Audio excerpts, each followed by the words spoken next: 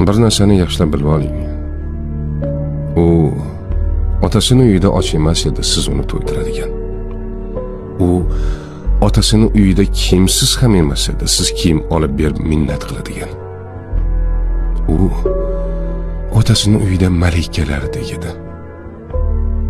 U otasini uyida siz aytgandek kasalmand ham emas edi. Siz boshing kasaldan chiqmaydi deb nomlaydigan. U otasini uyida kiyimsiz ham emas edi, siz kiyim olib berib minnat qiladigan. Hammasidan kechib sizning yoningizga keldimi? Ayolingizni qadrlang. Ayol Allohning omonati. Uni xo'rlash omonatga xiyonatdir. Omonat qilib bergan zot bir kun omonatning ustida albatta